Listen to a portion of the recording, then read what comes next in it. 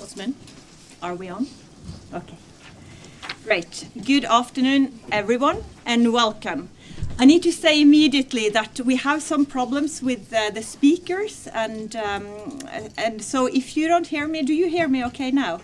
In the back? Okay, but to all of us, we need to probably speak a little bit up. So, it is a great pleasure to welcome you all to NUPI for this Oslo Human Security Dialogue. Welcome to all of you here in the room, dear ambassadors, ladies and gentlemen. Also welcome to those following us online. My name is Kari. I am the director of the Norwegian Institute of International Affairs. We meet at a time when the geopolitical environment is becoming more volatile, more uncertain and more demanding. War in Europe, growing hybrid threats, a shifting geopolitical order, increasing pressure on multilateral institutions are reshaping how states think about security, preparedness and resilience. Across Europe, we are seeing a renewed emphasis on defense, on deterrence and national preparedness. Also in Norway, security policies and national priorities are being recalibrated. More attention and more resources are being directed towards defense and civil preparedness, with renewed focus on total defense, which is, well, it's the year of total defense in Norway, in fact. And at the same time, Norway continues to maintain a high level of official development assistance, reflecting an understanding that engagement abroad and security at home remain closely connected. And that combination gives the Norwegian discussion a distinctive character. But this changing context also raises important questions. How do we respond to a more dangerous and competitive world without narrowing our understanding of security? And how do we strengthen defense and preparedness while also protecting social cohesion, democratic values, trust and international cooperation? And how do we ensure that resilience is understood not only in military or institutional terms, but also in human and societal terms? These are the questions that are at the heart of today's dialogue. And the purpose of this conversation is first to stimulate discussion across Norwegian institutions and across sectors about what the changing geopolitical landscape means for domestic peace, security and societal resilience policies. And second, to generate policy-relevant insights on how a human-centered lens can help ensure that Norway's total defense and civilian preparedness efforts remain effective, sustainable, and aligned with core Norwegian values.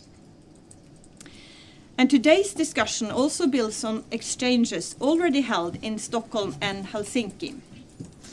So, in that regard, this event forms part of a wider Nordic reflection on how to navigate a more demanding strategic environment without losing sight of the principles and institutional strengths that underpin long-term resilience. And that is why the human security perspective matters. It reminds us that security is not only about protecting territory, borders, and institutions. It is also about protecting people, safeguarding dignity, and sustaining the social and political conditions that allow societies to remain cohesive, democratic, and resilient over time. And that perspective does not weaken the case for preparedness. It strengthens it by anchoring preparedness in a broader understanding of what security is ultimately meant to serve. And to help us frame this discussion, we are especially fortunate to have Ambassador Knut Vollebæk with us here today. Ambassador Vollebæk is currently the chair of the UN Advisory Board for Human Security. He is a former Minister of Foreign Affairs of Norway and a former Norwegian ambassador to the United States. So, Knut, it's a great pleasure and an honor to welcome you to take the floor. Please.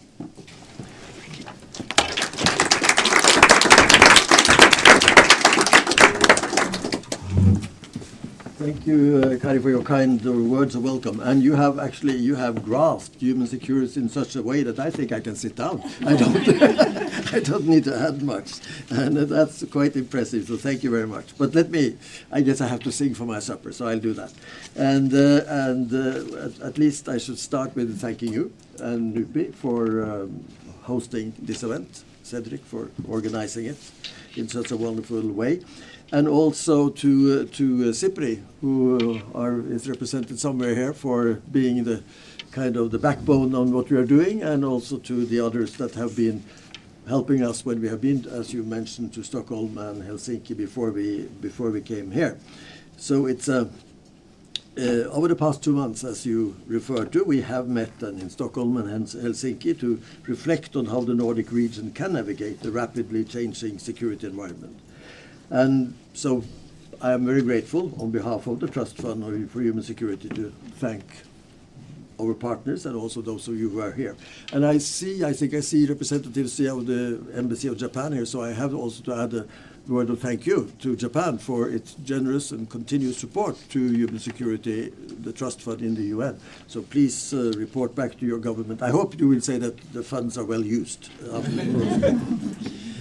But as you also referred to, Kari, during our early discussions, one message emerged clearly. Human security is not an alternative to military security, but an essential complement to it. Credible defense, human-centered values, and resilient societies must reinforce one another if we are to sustain lasting stability. And as you also mentioned earlier, we meet at a time of profound uncertainty. Conflicts are intensifying, climate pressures are accelerating, and technological change is reshaping economies, societal relations, and military capabilities. The return of large-scale war to Europe, together with these developments, has triggered an important debate across Europe, and as it was referred to also here in Norway, on how security should be understood and organized in the years ahead. In this context, discussions are underway on how to balance a renewed emphasis on defense and military preparedness with human-centered values that have long shaped Nordic approaches to peace and security. Social cohesion, high levels of trust in institutions, inclusive governance, and global responsibility have long been central pillars of this tradition. These principles have often been described as the strength of the Nordic model, grounded in a rules-based multilateral system. In many ways, these qualities also reflect the human security approach, even when we have not always described them as such. Still, these strengths cannot be taken for granted. Across many democracies, we see growing political fragmentation, pressures on trust in institutions, and rising polarization. At the same time, societies face new forms of risk, from disinformation and cyber threats to climate shocks and economic insecurity that cut across traditional policy boundaries. This is where human security becomes particularly relevant. Human security encourages us to examine how these pressures interact and how they shape people's sense of safety, dignity, and opportunity. It helps us understand how disinformation, economic insecurity, climate pressures, and social fragmentation can reinforce one another and gradually erode stability. It reminds us that long-term stability depends not only on the protection of borders, but also on the resilience and cohesion of our societies. As chair of the Advisory Board on Human Security, and in view of the challenges we face today, I see the value of human security on many fronts. First, It offers an anticipatory approach equipped with principles that help identify and address complex risks before they evolve into deeper humanitarian crises and broader societal instability. Human security reminds us that resilience depends on how well institutions work across sectors and how clearly policies recognize the interconnections between social, economic, environmental, technological, and political dynamics. In doing so, the human security approach enables more integrated, risk-informed responses that address multiple vulnerabilities simultaneously.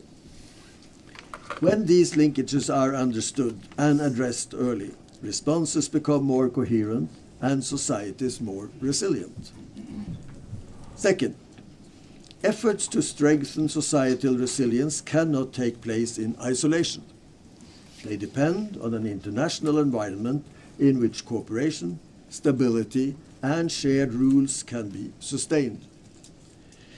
Yet today, the rules-based international order is under strain, even as many of the challenges we face, whether conflicts, climate shocks, or economic disruptions, can quickly reach our doorstep. In this environment, a focus on human security can serve as a unifying thread that helps organize multilateral cooperation around shared values that are human-centered, fair, and broadly acceptable across regions. While human security may be defined differently depending on national and regional contexts, there is a universal aspiration that connects all societies, namely the desire for people to live free from fear, want, and indignity. Today's dialogue in Oslo, therefore, offers an opportunity to reflect on how these insights can inform Norway's evolving policy debates. Our aim is not to revisit familiar concepts, but to explore how human security can help guide decisions on societal resilience, preparedness, and security in a changing geopolitical landscape. And I do look forward to our discussion and to the insights each of you will bring as we reflect on the lessons emerging from these dialogues and how they might inform a wider conversation on human security going forward. Thank you and good luck to all of us.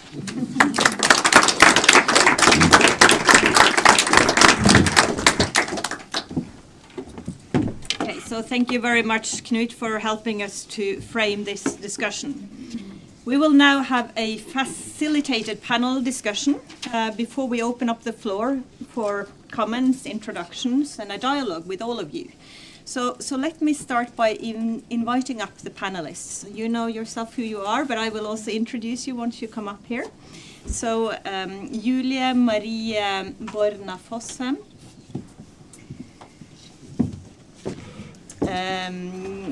And well, you can all of you come up, and then I will introduce you when the audience can see you. So let me continue with Julie. So Julie Marie Borna Fossem is director at the Center for Defense, Security and Preparedness, Norse Research.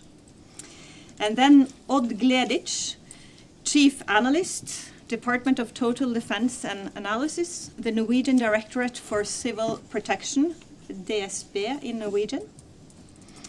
And Eirik Mofoss, Managing Director at Langsikt. And then, last but not least, Cedric de Koning, Research Professor at NUPI. So welcome to all of you. As I said, I will ask each of you a few questions to kick us off, and then please start preparing for interventions. I would like all of you to participate in this. So let me start with you, Julia. If you don't mind, I will use your first names to be a bit more informal. So, could you explain to us why we need a total defense strategy in Norway? And maybe as part of that, what role civil-military cooperation play in the total defense concept? Yes, and to answer that, I will start with two words, prevention and deterrence, because that's the reason why we have the armed forces and the primary objective of Norway's defense efforts. But the defense of Norway is not carried out by the armed forces alone. Norway's defense concepts rest on three interdependent elements. The first one, and the most important one, the sharp end of our defense, is the armed forces. The second element is allied cooperation and the collective deterrence we have through NATO. The third part, and the most relevant one today, is civil-military cooperation with a whole of government and a whole of society approach to security. And as you know, Norway is a small state with a long coastline, critical energy infrastructure, and a shared border with Russia. We cannot rely on military capabilities alone to handle modern threats. And challenges today span far beyond traditional warfare. They include cyber attacks, disinformation, sabotage against energy systems, and disruptions to supply chains. So these threats all blur the line between peace, crisis, and conflict. That has been more clear before. And when the line is blurred, the whole of society resilience is a more strategic necessity, and civil-military cooperation is essential.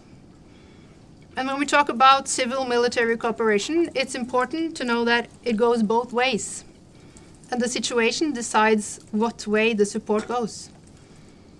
So in peacetime, the armed forces support civilian authorities when asked for and when they have capacity. For example, can the army support with helicopters and the armed forces with medical support during extreme weather? We have seen examples of this the last couple of years. For example, under the extreme weather Hans in Norway. And in the case of conflict, the civil society is expected to support the armed forces with maintaining supply lines, transportation, infrastructure, and expertise of all kinds that the government need, that the armed forces need. So the core idea behind the total defense is very simple.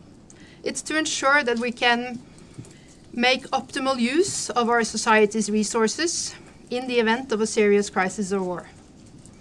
So this includes government agencies, private companies, local authorities, voluntary organizations, and citizens.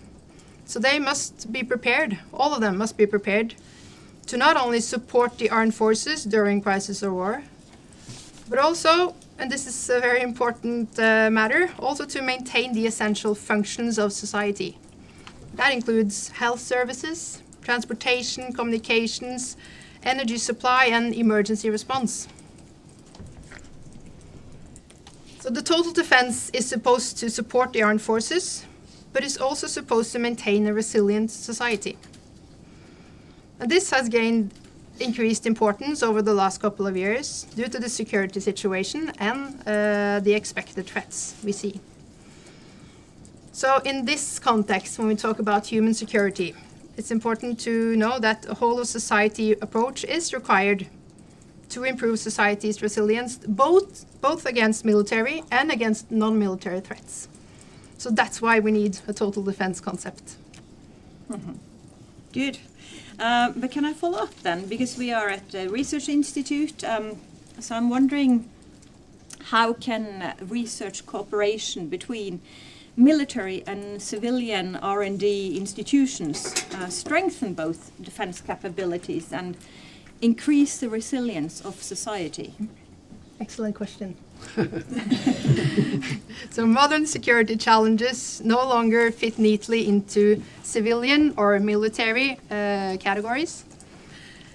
So you see hybrid threats such as cyber attacks, influence operations, as the ambassador talked about, the dependency we have on space and satellites for society to function, technological disruption and energy insecurity. All of those threats affect the whole society, both the society and the armed forces. Therefore, we see that solutions must be developed across sectors, combining the strengths of both civilian innovation and the defense-specific expertise. We see that civilian R&D institutions bring broad scientific capacity. They bring access to cutting-edge research in fields that are very relevant to the armed forces, such as artificial intelligence, quantum technology, autonomy, space technology, biotechnology, and digital security, to mention some. These environments, they innovate rapidly these days. And they are unconstrained by slow military procurement cycles and slow public procurement cycles in general. And we see that both the armed forces and the total defense and readiness organizations offer operational understanding and practical testing arenas where technology must function under extreme conditions. And when these knowledge systems intersect, the result could be faster innovation and more robust capabilities. Shared research can also improve standards, interoperability, and provide common situational awareness across sectors. So beyond just technology, I would say that cooperation also builds trust. If scientists, industry, and government personnel work together in peacetime, it's likely that they form strong networks that can mobilize quickly during crisis and war. So therefore, I would argue that research cooperation could be a force multiplier. It can speed up decision-making, enhance innovation capacity, and also ensure that both society and the armed forces and the preparedness organizations benefit from technological advances, even under stress. So in that way, I would say R&D cooperation could contribute to a more resilient and more secure Norway. And Norway, as you know, along with most other allies these days, are strengthening the armed forces in record speed. And in order to make this happen, we all need to use the expertise we have to work together and find the best solution, and to find them fast. Because when we face big challenges, we need to gather to find the best solutions. And in Norway, we have done this before. We have some good examples. Bjerknes-senteret for climate research, for example, is one of the world's leading clusters on climate research in the world. And we're doing it again now with the Polhavet 2050, which is Norway's largest research program ever. 18 institutions collaborating on Arctic research over the next 10 years. So that's just two examples of how we have done it before, how we have gathered to solve the big challenges ahead. So maybe it's time to do the same on research for defense and preparedness, to cooperate to solve the big challenges we have ahead together. That's just an idea. Thank you. Thank you so much, Julia. I have a few follow-up questions, but I think I will leave them for now and then move on to Odd Gleditsch. So you are from the Norwegian Directorate for Civil Protection. And I wanted to ask you, so the total defense concept is focused on protecting national security interests.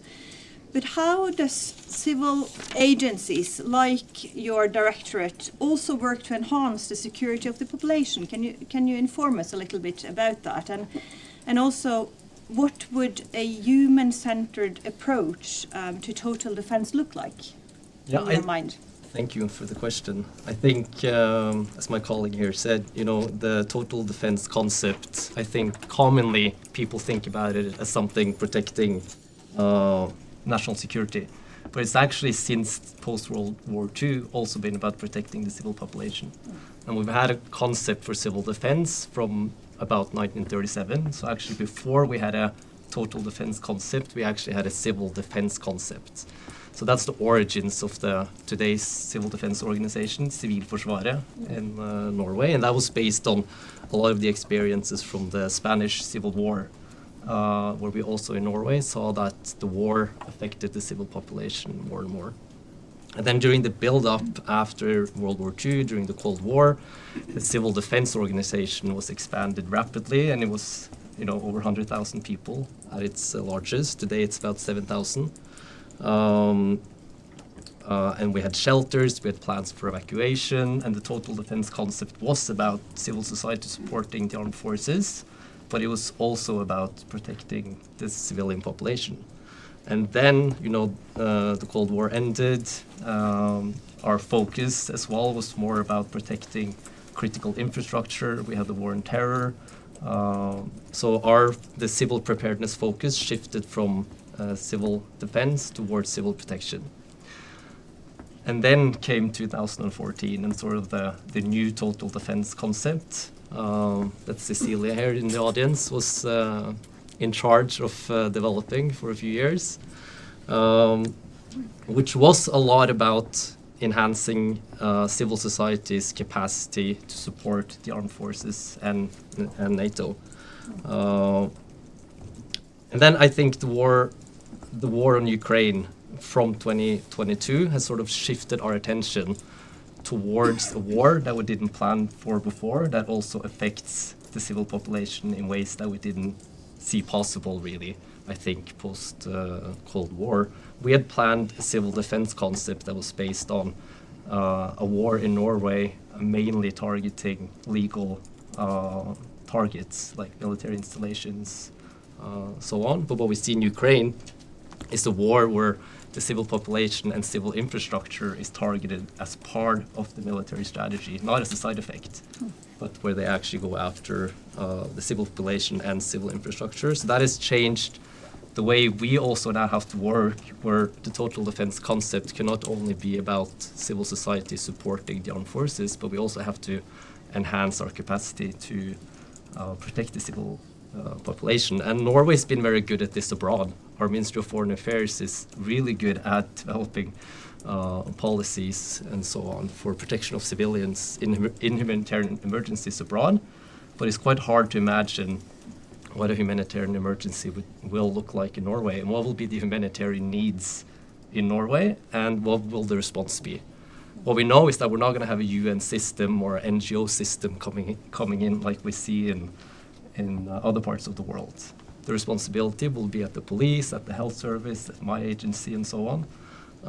And in a war, then, we're supposed to both support the armed forces, we're supposed to maintain functionality in all critical societal functions, and protect the population. So that's quite a big task that I think we have a long way to go for civil agencies and whole of civil society to have that capacity to do all of those things. So to sum up, I think the total defense concept is inherently human-centered, but it was sort of lost along the way, and now we're trying to get back to also seeing protection of civilians as an inherent part of the future concept as well. Mm-hmm. So you have a kind of active, you're working actively to kind of get it more into the total defense concept as such. Yeah, well, we're developing new plans for evacuation. We're developing a new legal framework for building shelters. Mm-hmm. So we're sort of starting in one end, but I think it's a long way to go. And the main resources right now are going towards the armed forces and the military build-up. Mm. So it's a slow and steady effort. Can I ask you just also a little follow-up there? Have your budget increased during the last 4 years? I think, there's an ongoing debate in Norway now about military academics and their freedom of speech. I think, I think the short question is no, a little bit, but compared to the military budget, not a lot. Yeah. Okay. All right, let's move on to another question. So considering the complex and very interconnected threat environment, where do you see the blind spots, if you can try to identify some, and what measures should be taken to strengthen the security of the population in the context of total defense? I think there's two blind spots. I think one is our inability to imagine what humanitarian needs will look like in a war in Norway. It's hard, for example, to see what will sexual violence look like towards the civil population in a war in Norway. Are we able to imagine what that will look like? And who's responsible? Is that going to be the police task? Is the health services planning for that?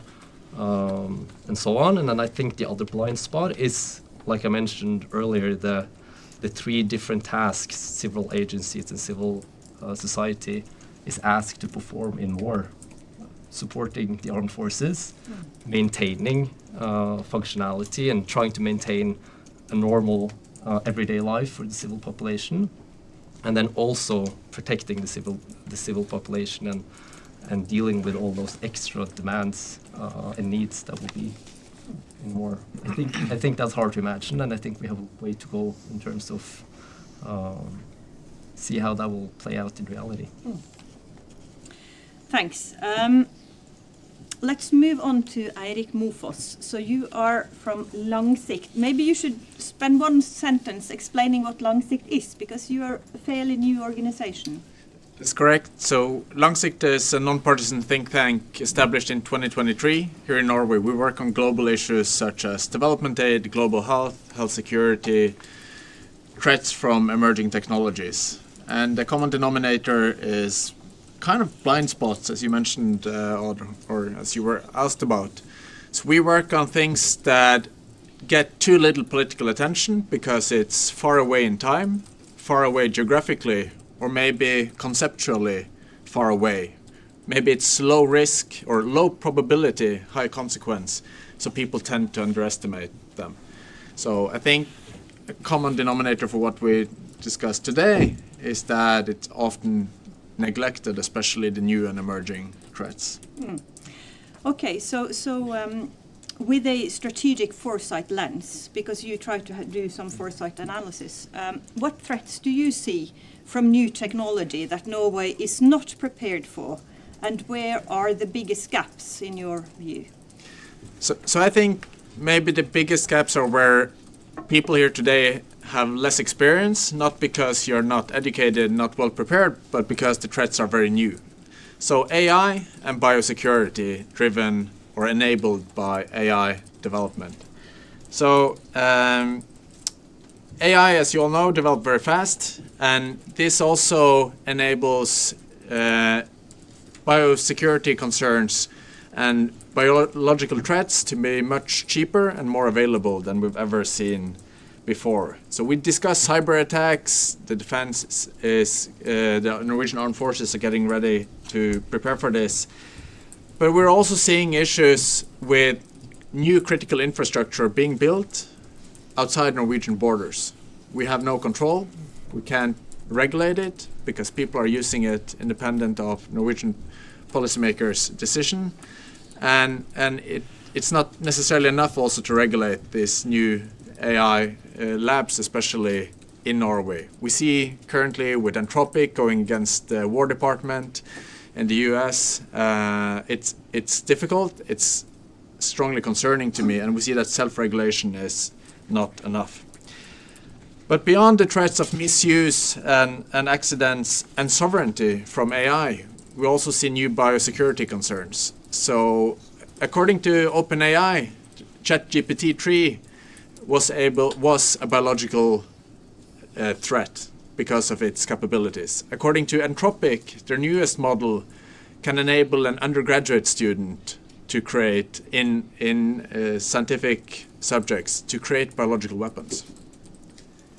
So what previously used to be a biological threat from state actors, maybe the two biggest ones, the superpowers who had access to smallpox virus, is now available to a lot more people. So today it's possible to reconstruct the Spanish flu. It's possible to create new viruses in a lab. It's possible to increase transmissibility of viruses or increase lethality. So you could potentially you could even have something some researchers called stealth viruses. So pathogens that have no symptoms for, let's say, 12 months. Theoretically, we could all be having this virus already set out by a foreign actor or terrorist group, and none of us will have any symptoms. A lot of testing we do in society today is testing against known pathogens, not the unknown pathogens. PCR tests, for instance. So I think the new threats that we're not very much aware of because it's new technology, and and same goes for what are the gaps? I think institutional. We don't have any institutions getting us prepared for this. We don't have any AI Safety Institute in Norway. We don't have any biostrategy, and there's not much funding going to this. Yeah, so just to follow up on that, because the gap is that we don't have any institutional setup to tackle this, and it is, I mean, we are just 6 years after COVID, and yet those broader security risks seem to get less attention and resources. So what are your suggestions as for how to address this gap and the lack of institutional setup? So despite COVID, I think still the world spends about 100 times more on military spending than on pandemic prevention.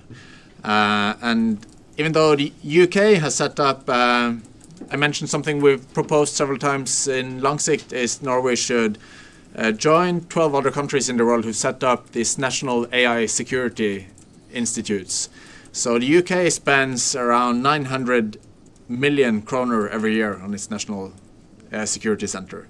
Norway doesn't have anything that compares. We don't have any biosecurity strategy. So the Norwegian Public Health Institute, FHI, got 3 million kroner last year to set up this biothreat radar and monitoring. Well, in the UK, they're spending billions investing in national biotechnology centers. Not all of it focused on security, but quite a lot. They have a biothreat radar where all government employees can monitor which new pathogens are spreading, not only in the UK, but worldwide, where they can monitor the number of free or occupied beds in hospitals, because, as I mentioned, if you have new pathogens spreading, maybe it's useful to see, oh, there's no more capacity, although there's no pandemic that we're aware of. How come? Maybe we should do testing. Some countries are looking into wastewater monitoring, so you could start monitoring, do metagenomic sequencing of wastewater to see, are there any new pathogens in the wastewater, generally from the city, maybe from airports, because that's typically where you would see new pathogens coming first, maybe from hospitals. So a lot of things we can do. I think we should update our current total defense plans, focusing more on prevention. Right today, I know that some ministries in Norway are working on updating the CBRNE strategy, where, in my view, there's not enough focus on biological threats compared to others. I think it would be a good idea to create a separate biosecurity strategy for Norway. And again, on AI, we saw the Prime Minister met, the Nordic Prime Ministers and Canada's Mark Carney met this weekend and entered a collaboration on AI, and among other issues, I think, among value, let's say, countries with similar values. So my understanding is the vision is to create a third pole, not only having the US and China as AI superpowers, but we also need more investments in countries that we share values with. And Norway shouldn't be lagging behind. I agree with those who say that this AI billion from the government, it lacks at least 2 zeros. We're now spending 1 billion kroner over 5 years. I mean, that's less than OpenAI would pay in sign-on fee for their top engineers. So we should spend billions of dollars every year in research, discussing how to prevent, but also detect new threats and manage them. Do you think it is too late for Europe to be the third pole, competing with the US and China in this regard? I don't think so, because so the big AI labs have invested, I mean, the AI labs in the US are investing about $700 billion this year. $700 billion. That's 3 national budgets in Norway. So we can't catch up with that. But their open source models are only lagging about 6 months behind.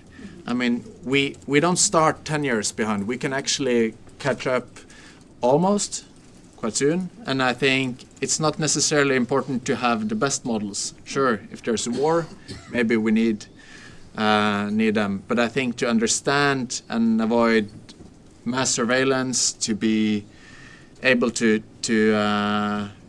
give resistance and increase resilience in terms of terror attacks, I think we still have time. And DeepSeek was apparently developed with a budget of less than $50 million. Norway could afford that. Thanks. You mentioned Nordic values, which is a good bridge over to you, Cedric. I would like to ask you, how does current geopolitical developments challenge Nordic values? I mean, if we can call them Nordic values, such as solidarity, equality, and democratic governance? I think it's an important question for today's discussion, because a lot of what we've been talking about are very serious risks, but risks in the future. I think when we talk about Norway's values, Nordic values, European values and institutions, they are already under threat today. And we will see a significant increase in investments, especially from the United States, that have openly declared as part of their national security strategy a policy of intervening in Europe in order to bring more polarization, fragmentation, culture wars to Europe to, as they call it, address our civilization decline, a decline of civilization. So I think at the core of our resilience lies our social values, which speak to our levels of social cohesion and public trust. And if our public trust is undermined, if our social cohesion is undermined, that underpins everything else we're talking about in terms of preparedness and total defense. So I think this is a very important area that doesn't get enough attention at this stage. And it's very important for us to understand that we think about the war in Ukraine, we think about the threat from Russia.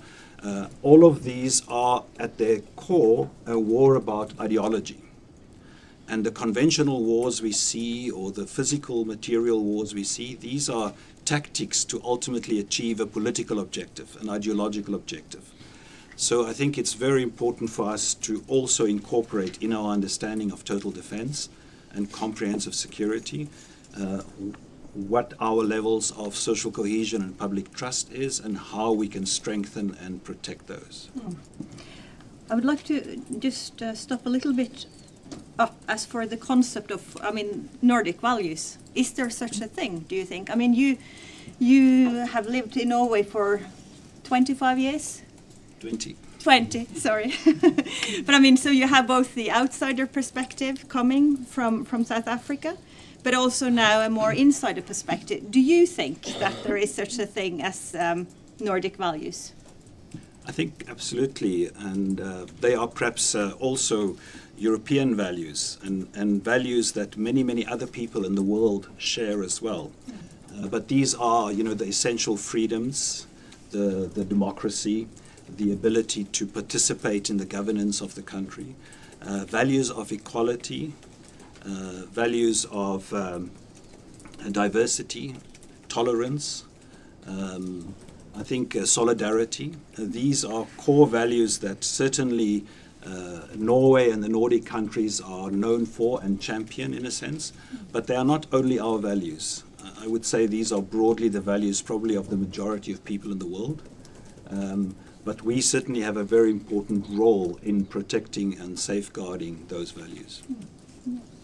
Thanks. I also wanted to ask you, so what do you think that we can practically do to strengthen societal resilience, public trust and social cohesion in Norway?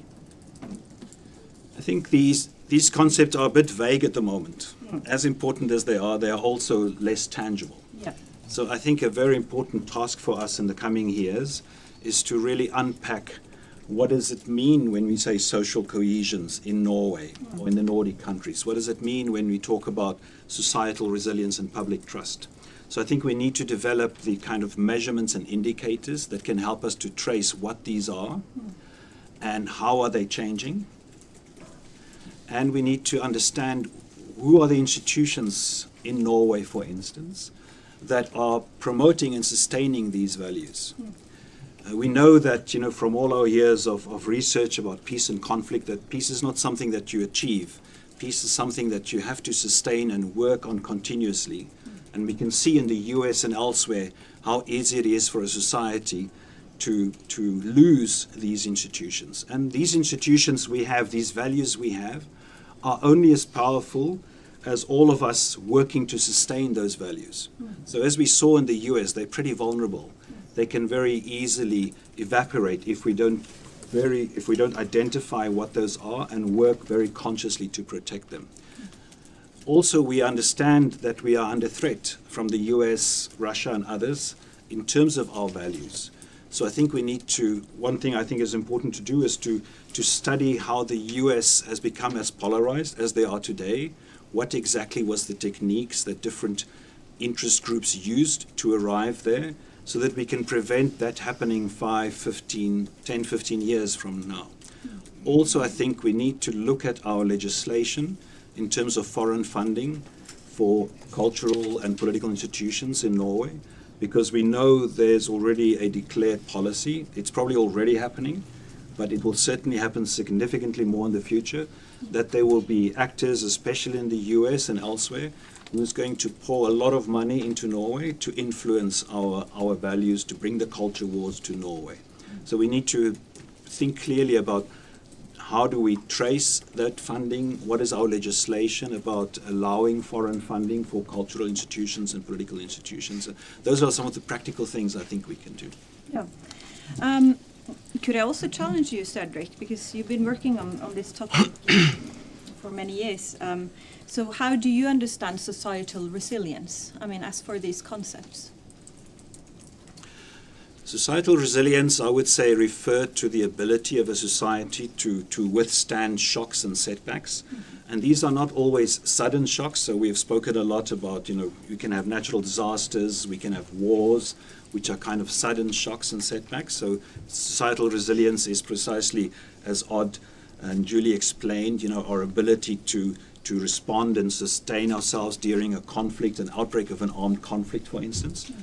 But it's also about slow stress and shock. So the kind of things that Eric spoke about in terms of artificial intelligence or health dimensions. But it is also eroding our social values in terms of how we view each other, how we view equality of the sexes and genders, how we view immigrants, or how we view different minorities in society. All of those are dimensions of societal resilience, right? And the more we have, I would say the essence of societal resilience is the institutions we have in society that continuously promote and support and sustain those values, that promote tolerance, that promote participation, and at the same time, those institutions that identify where there's discrimination or hate speech emerging and acting and responding to those to stop those from spreading and becoming stronger. And social cohesion, anyone who wants to, do you want to say something about that as well, as a concept and how it could be understood from your research? Maybe you can do that better than me. Well, I can present one understanding. We had a research project together, so we wrote an article. Well, the way I understand social cohesion is that you look at it both vertically, so between people and their leaders, and horizontally between people, groups of people. So that together creates strong social cohesion if the level is high, and vice versa. But I don't know if you want to add something on that. So maybe one thing to add, I think that vertical horizontal description is very powerful.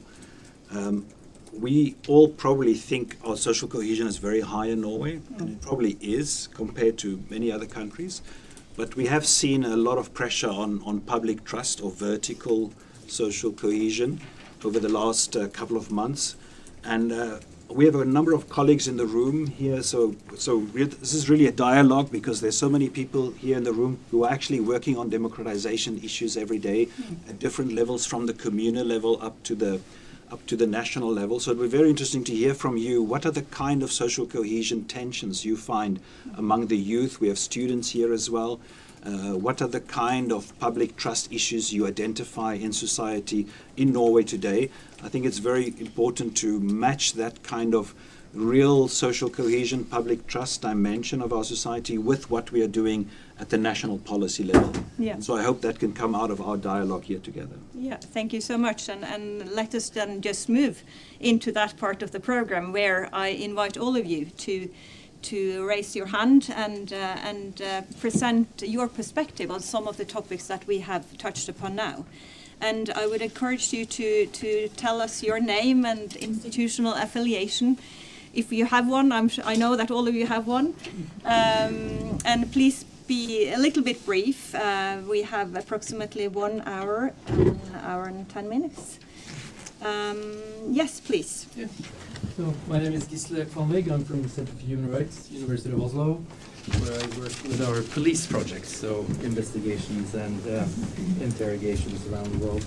But I had on the social cohesion and listening to you all, and thank you so much. I just had a question about the youth and the children, and I think the pandemic is something that it's worth studying. And just to be a little bit provocative, I think that we have an aging society, and this generation that is coming through the ranks now is the one that we're going to rely on in any kind of crisis. And during the pandemic, we pretty much locked them up, and we don't really know much about their experience during that time. So in terms of cohesion, we've also kind of left them to the biggest influence operation in history, social media. And it's completely unregulated. I look at my son's phone, and it's dire. I mean, the stuff that ends up in the feed of young boys, he's 16. And this is, this is going on under our noses every single day. So I'm thinking, one, the impact, studying the pandemic in terms of the impact on that population, in terms of how they relate to each other, what sort of knowledge and skills do they have socially and professionally, and how they can improve them and work with them. And then also, as I say, what sort of influences are they under that me and my generation are not. I will let the panel come in, but I know that we have a few youth voices here from the UN Student Association. So I'm wondering, and I also saw a few hands, so I have noted that, but I know that we have Leonora Lafton or Florja Kador Folkvård. Any of you who would like to say something about this question and also say something about young people's concern and perceptions when it comes to security threats and human security part of it? Yes, please. I'm Florian Folkvård from the Student Association. I think just my immediate thought would be that on social media it's always the most extreme cases that are presented. So when it comes to cases like peace and war, and especially now war, Iran war, I go into Instagram, all I see is just bombing. So I'm thinking, what's going on? It's like, it's a crazy situation that we're living in. So I think people are getting more used to the extremes and therefore less sensitive to things that are not perceived as extremes. Like some of the things that have been mentioned, for example, social cohesion and values that more like go under the radar, but in the previous generation were very much the center of really everything within like civil defense. Yeah, that was just my immediate thoughts. Yeah, thank you so much for that. Leonora, is that you? Do you want to also add? I really agree with what Florian said. And I notice also among my friends and fellow students that we use AI for everything. And I also see that people are less skeptical, and particularly also in sharing information online and with AI. And I think that is also scary, especially with the rise of ChatGPT. And also the use of commercial and the money behind ChatGPT, for example. So yeah, I see that the people that are particularly interested, they know more. But then for the people that are not skeptical, they use it every day. So, yeah. Thank you so much. Anyone else who want to comment or intervene with something on the topic of the youth in particular? Yes, please. My name is Anita Rapp. I'm the director of the Nansen Center for Peace and Dialogue, and we work with youth as a big part of our work with youth in schools, and let them train on disagreeing and talking about controversial issues. And there we see that even though they might not be so skeptical to share things like you mentioned, they are skeptical about what is the truth, and they are skeptical to voice their opinion. So the level of distrust is rising, and the courage to disagree needs to be strengthened. Yeah. Yeah. So, and I think that is a big part of building a resilient society, is to build the courage and confidence in the young generation to actually disagree, and to stay in disagreement as something not dangerous but fruitful. And is your impression that they are more skeptical towards what is the truth than the elder or us? Certainly, and disagreeing about which sources are trustworthy. Yeah, exactly. There was a hand there, and I see a few other. Yes, please. So my name is John Lugdal. I work for the Oslo Center. We do not do a lot of work in Norway, so I can't answer on social cohesion in Norway, but we do a lot of work, for instance, in Kenya, where we have worked at the coast in Kenya, which are highly diverse areas, both from a religious dimension, socio-economic, but also relationship between indigenous and people from upcountry, as they would be described, where we have worked with young people.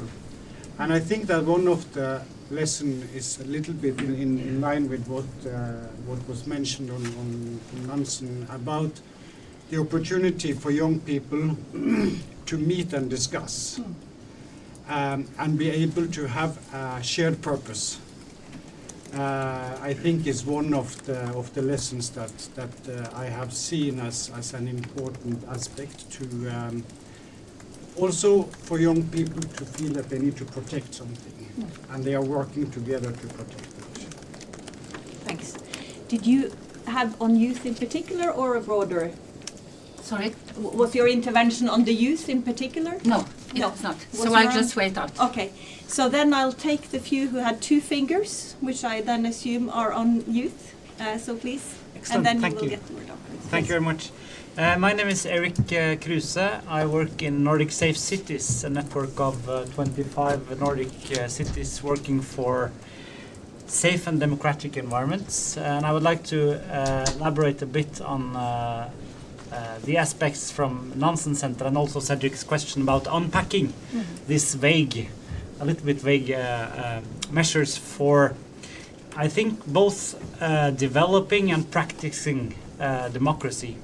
And I think we have a lot of actors in Norway supplying good tools for teachers, for youth clubs, for kindergartens, and for libraries. Nansen Center is one of them. We have Utøya, we have Fortune in Indre Østfold.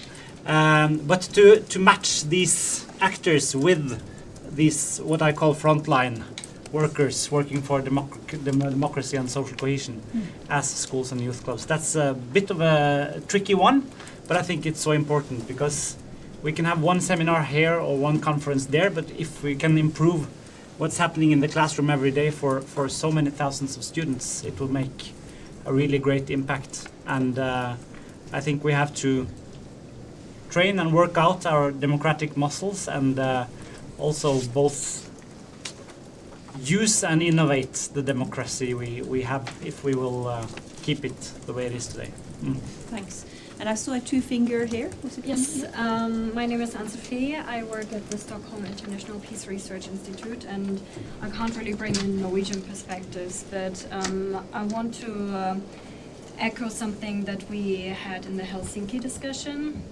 And that is that we noticed that the concept of human security seems to be something that has been around for a very long time and has been discussed in many ways, but more by older generations. And it's not very much a concept of the younger generations, despite young people worrying about many things that are so human-centric.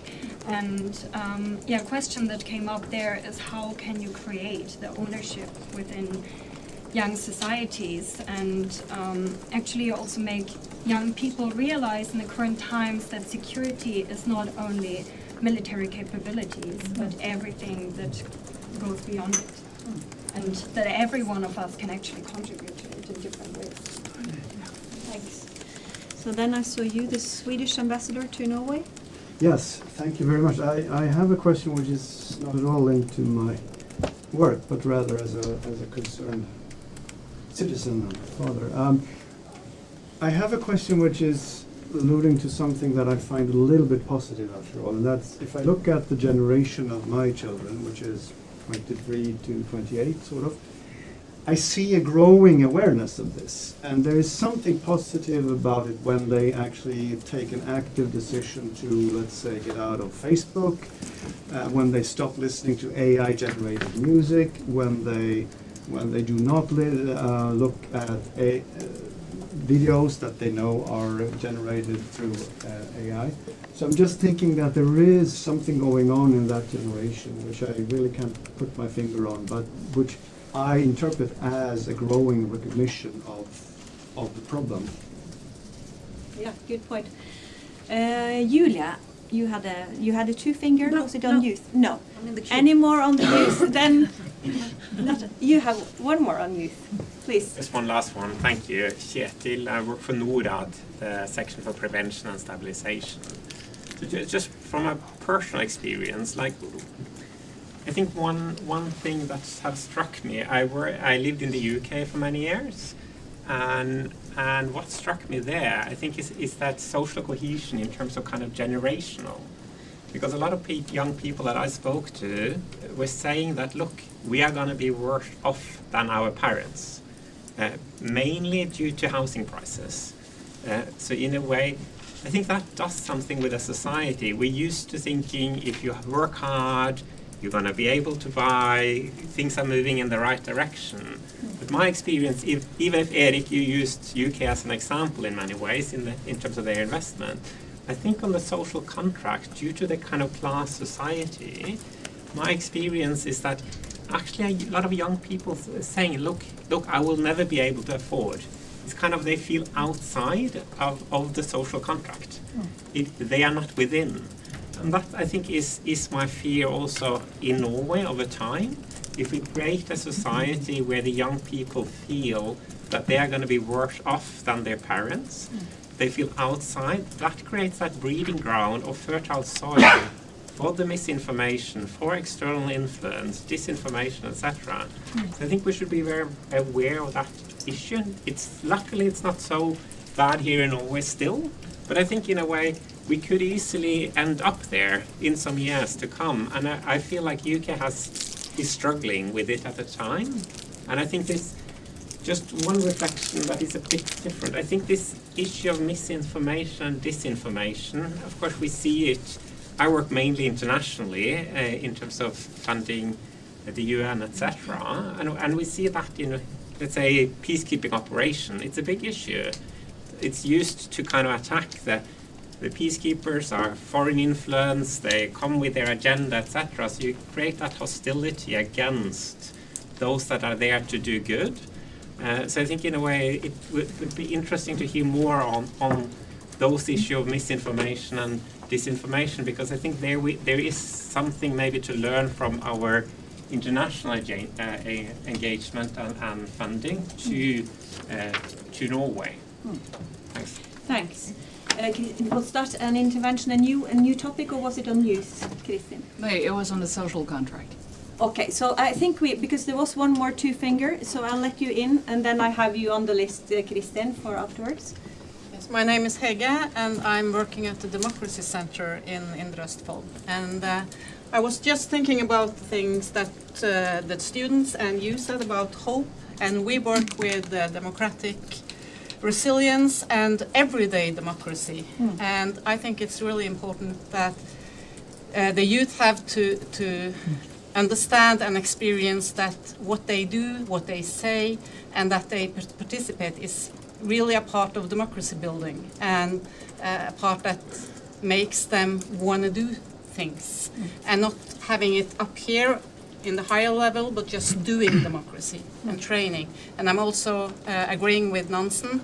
It's really important to teach them that it's not dangerous to be have different opinions. Exactly. And that every discussion doesn't have to have one answer, but just to find the best solution with all of the opinions next to each other. And they're not used to that in Norway because we have this consensus all of the time. So training that is really important. Good point. I wanted to give the panelists the chance to comment, if you want to comment on the youth in particular, before we move on. Any of you who would like to say something on this?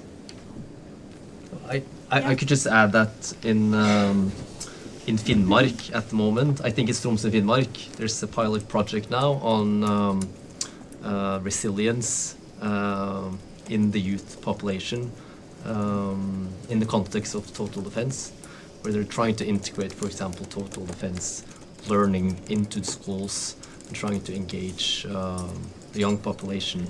And I do think we also have to think about how do we plan our total defense concept in a democratic way, and that includes, involving everyone, and that's hard because, we work on a lot of classified stuff. There's a lot of processes that is not natural to necessarily include the whole of society.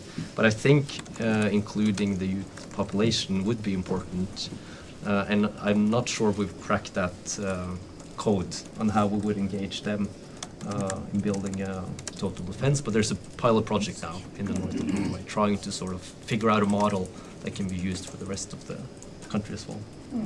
Thanks, Julia. So one of the best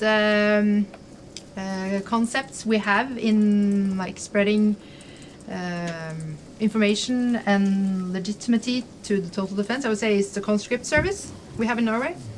We have mandatory service for both boys and girls in society, and it's no longer something the youth have to do. It's something they compete about doing. But a good thing about it is that a lot of young adults come into the armed forces and learn about defense and preparedness and take that knowledge out into education, into other work, and out into every part of society. And that's a very good thing for the total defense. Thanks. Cedric. I just wanted to say that I think this was a really interesting conversation about the youth. I would imagine that if we do a little poll whether our children think they will be better off than their parents, I don't think that's the case in Norway. So that's already a big warning sign, certainly. But also I wanted to from a broad peace, sustaining peace perspective, think about the importance of participation, of us not telling the youth or others what total defense is or what preparedness is, but really involve them and empower them, and empower the whole society, but especially the youth, right, to be part of that conversation. Because peace is something that emerges out of practice, out of everybody participating. Peace is not something that somebody else tells us what it is and how to do it. Good point. Okay, thank you. Let's move on then. And I don't want to kind of say that we should now just talk about, dialogue or gender, but it was just good to have a kind of focused talk on youth. And please come up with points on youth in the continuation. I have quite a long list, and I will mention briefly that it starts with you. Me? You, yes. And then... Yeah. And then, yeah. I'm Cecilie Doe. I'm the director for the Norwegian Center for Violence and Traumatic Stress Studies. And thank you to the excellent panel. I will refer to our Chief of Defense, who says that a resilient population is part of deterrence. And my question is awful, but I'll just ask you, do you know, or do you have any thoughts of how to build resilience in the population and in the individual, and rather fast too, if we should look to that saying from our Chief of Defense. And that's an important research question also, and I'm quite inspired by the armed forces, who is actually doing kind of great research into this mental preparedness and resilience questions, but how do we do it, and rather fast too. Anyone in the audience panel want to respond immediately to that point? I mean, this is all intertwined to a certain extent. Otherwise, let's keep that in the room, and then I could comment briefly and just say that what we see in Ukraine is that, you know, a resilient population has been one of the success criteria. And I think one of our arguments for focusing on civil defense now, as well as sort of more traditional total defense part, is also that if we would show our aggressor that we're able to take care of our population, and that our population can be resilient and withstand any shock without losing the trust, without us losing the social cohesion, I think that's important. And I'm not going to say as important as ships and the armed forces, but I think that's an integral part of deterring our enemies as well. Thanks. Moving on to Andreas, please. Yeah, thanks. My name is Andreas Stensland. I'm head of Peace Building and Democracy Support in NORCAP. So we provide expertise to humanitarian development and peace sectors. So it goes both to sort of what the democracy and democratic values that we talked about, but also bringing in sort of the international and the national perspective. Because I think what our experts and we do is a lot of working on with the UN, with the OSCE, with other type of peace operations to, of course, strengthen protection of civilians, but also enhance the preparedness of society. But what we also see is that the people, especially we provide both Norwegian experts but international experts as well, and the Norwegian experts also has a dual function when coming home. And I think it's undervalued to a certain extent. We provide election observers to both EU and OSCE election missions. So this is an example of how that works. And what we send out quite a few, around 100 experts a year to observe elections. And they come back to their society, and it's a strategy from our side to recruit them from all across Norway, from the north to the south. And for them to come back and be sort of a line of defense for democracy in Norway as well, and democratic preparedness. And I think what they see that their peers in their local society don't see is they have seen something else. Because you can't see trust when it's all around you, but you can see it when it's missing and when there's a gap. And they come back and also can be part of that preparedness. And just an example, as one of the things we do as well is to every Norwegian election we invite a panel of experts from abroad who sit on election commissions in different countries that we work with. And they do their observation of the Norwegian elections. And it's quite interesting to get their impressions of how the Norwegian system works. And also they see all the gaps that we don't see, that we are blind to. And one of the recommendations a couple of years ago was that they found, and they were probably not alone in this, but they found definitely that the lack of a complaint mechanism that was independent from the election commission or the election system in Norway was quite a large flaw that we did not see because of the immense trust in Norwegian society. And this led to, together with other input, of course, to a change in the Norwegian election law, where we now have an independent complaint mechanism. And I think that we have to remember the link between the international engagement that Norway has and the national and domestic needs for preparedness, and to identify these core values that we find important and continue and strengthen that link. So. Yeah, no, very interesting point. I think we will move on and collect quite a few. Julia, I think you were next. Thank you very much. I work here at NUPI, and my expertise is on Russian politics, and I think that's where my question, or rather small concerns about the concept of total defense comes from. When I was listening to you, Julia, I was thinking about how you described the blurring of the lines between war, the state of war, and the state of peace. And if you look into Russia's changing perception of war, it is precisely this, observing since the Gulf War, how primarily the US blurs the line of war and peace in its way of waging war. And of course, this paves the way for Russia using these types of instruments in its current strategy. And what scares me about these total concepts is that these are two parties in conflict, right? And if we are enclosing all spheres of contact between Russia, the West, NATO, you very easily come into a situation where it actually drives you into war. And the aim is, of course, to avoid war, to de-escalate. So where are we supposed to, where are the two parties supposed to start reducing tension? In what kind of sphere? So I would be, because surely the aim must be to avoid war, and surely the aim must be human security for all people, including the Russians, right? So I'm very interested in that, in all the strategizing and very heavy focus on total defense. Are there discussions about this? Are there any problematic sides of now mobilizing for a total defense? And secondly, building on my Russia expertise, it's okay that we all have to work together.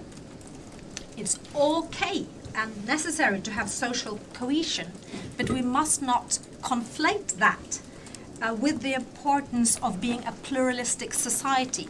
In Russia, you don't have that any longer. It's all one sphere, under the Kremlin, but our democratic society is actually constructed so that we have different roles.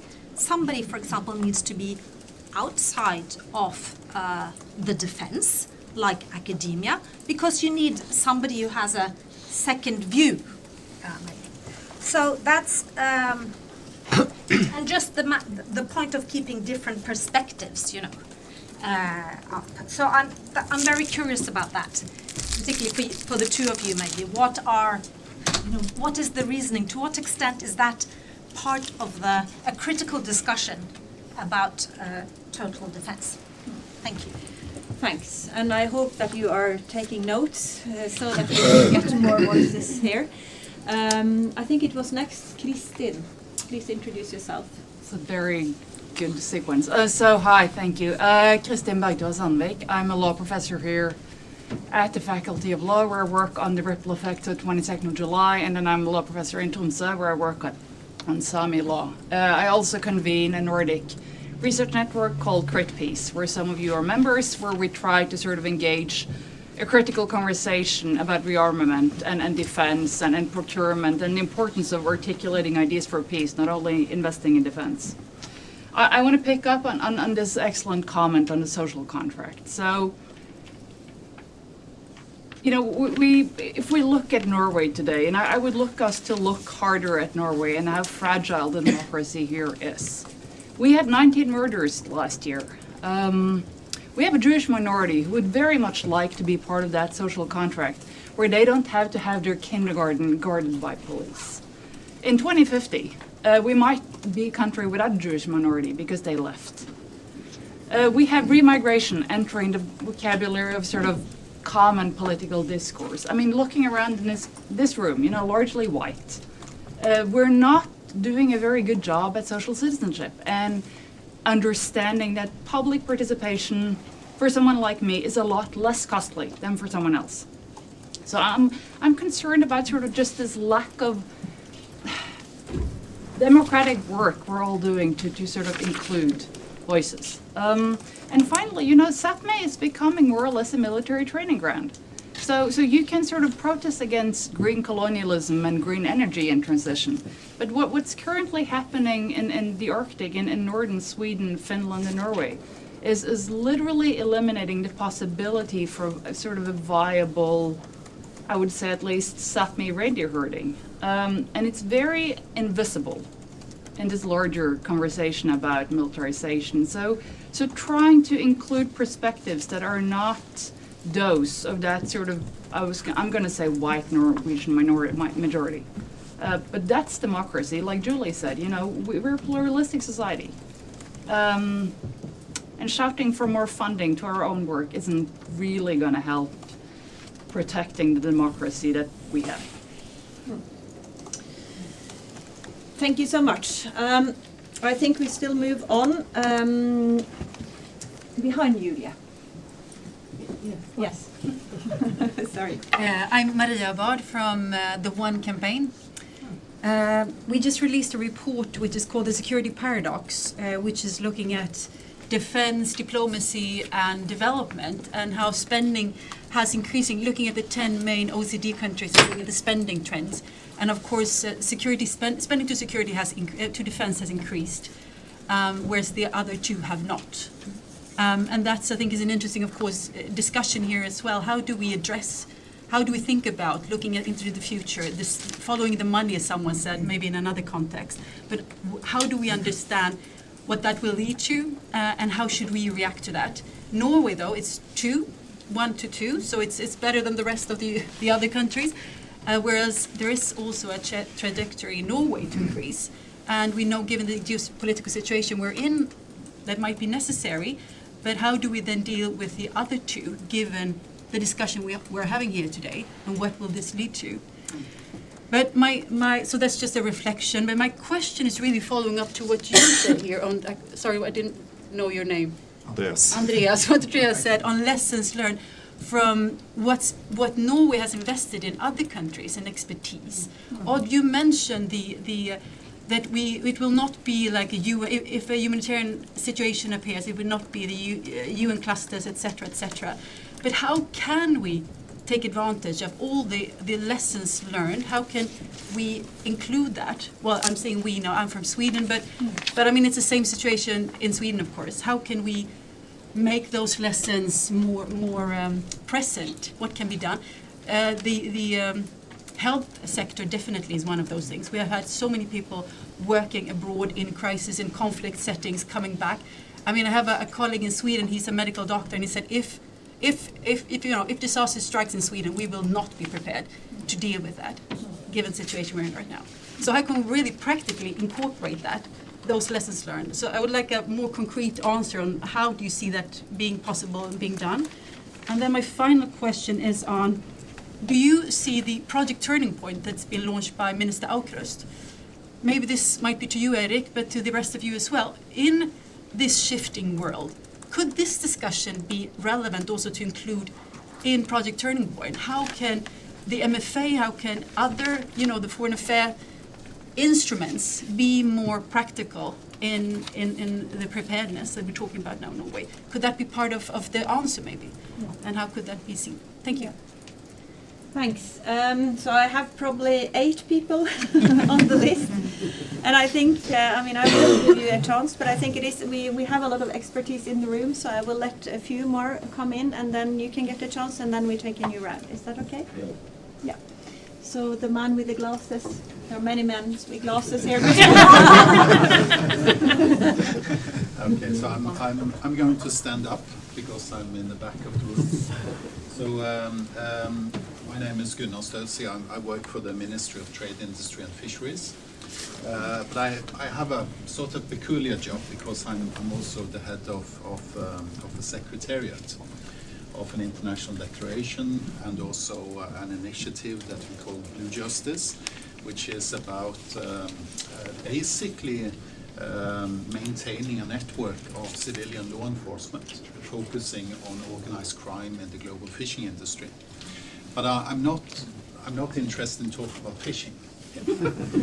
What I would like to talk about is interagency cooperation, which is the core of this international declaration, and which is the core of anything when we talk about how to deal with asymmetrical threats, for example, or even to get the government to function together. And Blue Justice is funded by the MFA and also from my own ministry, but also from the Nordic Council of Ministers. And when we set this up, and this initiative is basically to help the 61 countries that are part of the declaration to operationalize it. So when we set it up in 2017, 2018, the Nordic Council of Ministers had a report, and it's called Trust the Nordic Gold. And that was long before all these dreadful things that have happened the last years happened. But it was sort of recognizing that we have something unique in this part of the world. Of course, it's not unique that people trust each other. What is unique is that trust is so sort of part of our social fabric, and it has a lot of consequences. I was very inspired by that, but also the fact that this whole issue that I'm working on has been growing out of from the Nordic Council of Ministers and the process that we have there. We wanted to have a Nordic flavor on our work. So what I just want to say is that if you bring it down on a practical level, because all of these issues that we're talking about, it's also about how do you operationalize trust. So, and especially in a time when you have challenging times with security situations and so on, we talk about building a security mindset, a way of thinking. In what we have done through our network, which is currently of almost 500 people from 61 countries, civilian law enforcement agencies, is to build a trust mindset.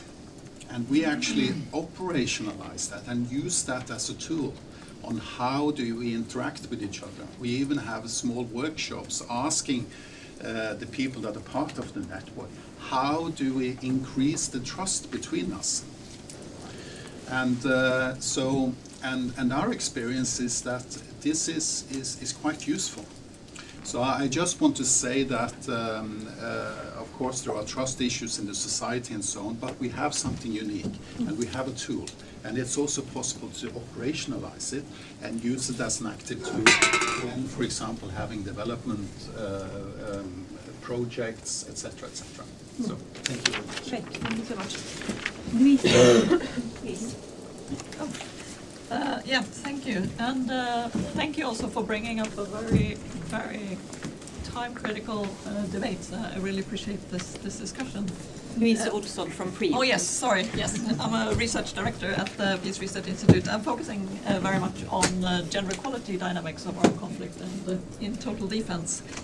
So what I would like to bring up is an issue that is in a best case scenario, human security perspectives is an excellent entry point. In a semi-good scenario, we are making a lot of assumptions at the current moment that we're not really addressing fully.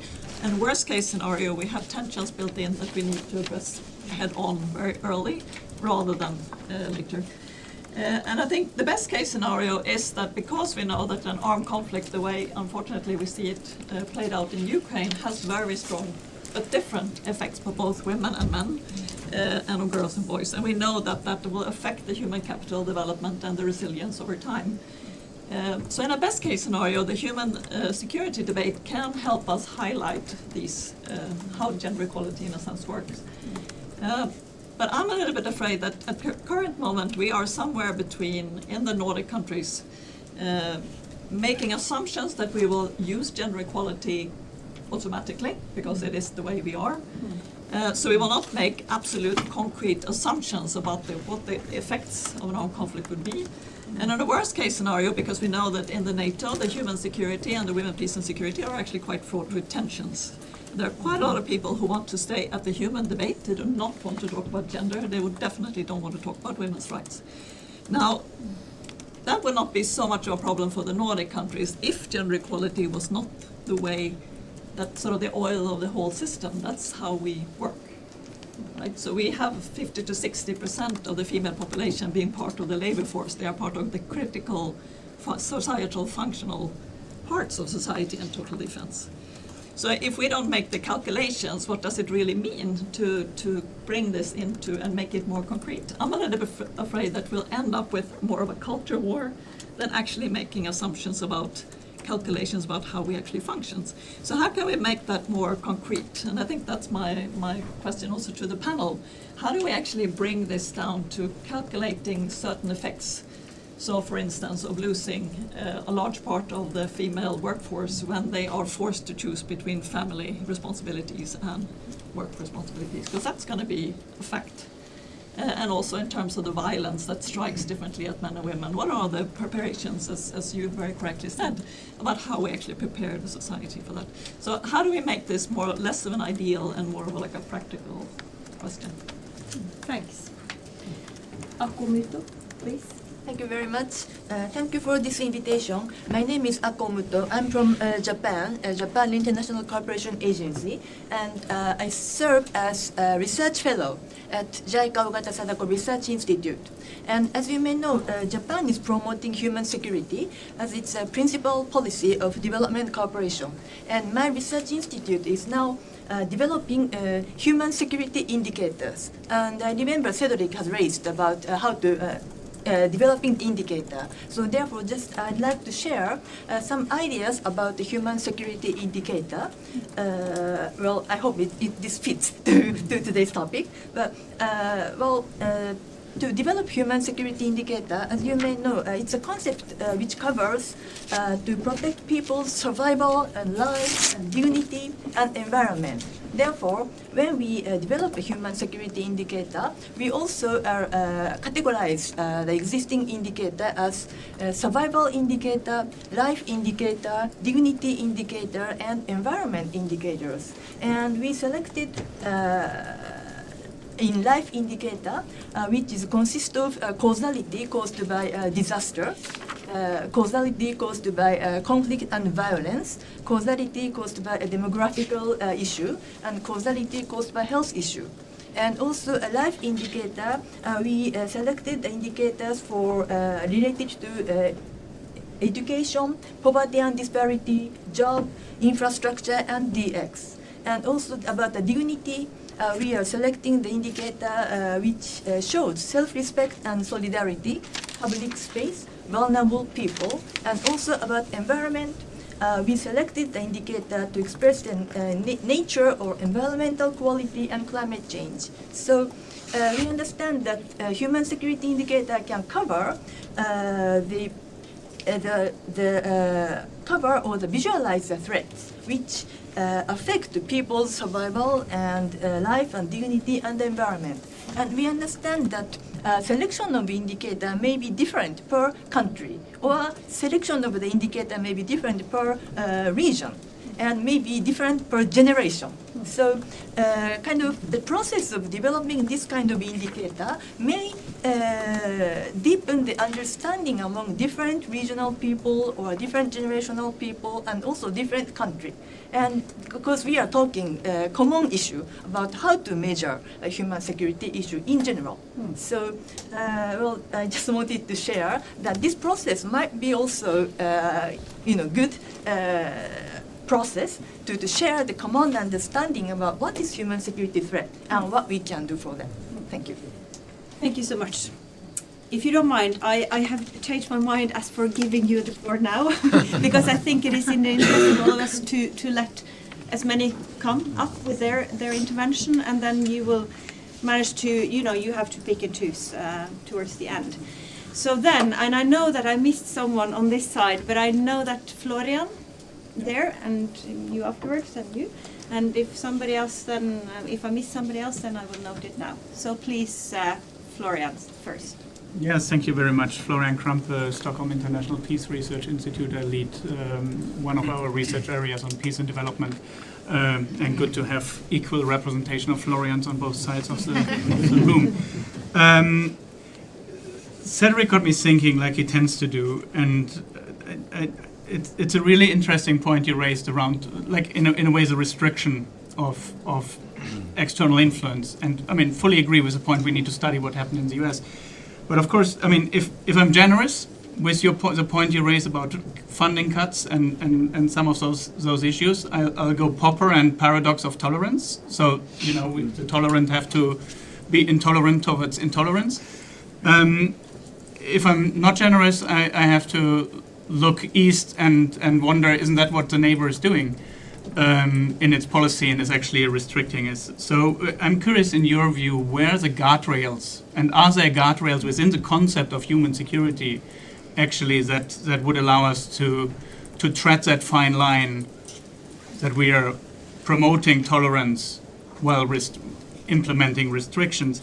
But then also, had a bit of time to think this through now. The points raised around mis and disinformation and other points I think is really interesting, because of course this tendency or this influence doesn't stop at a border, right? And we talked about social media and the influence that it has, and we're going to be in a time where we don't know if that misinformation, disinformation video is coming from the opposing party within the country, or within a malicious group within the country, or it's just something somebody cooked up somewhere far, far away.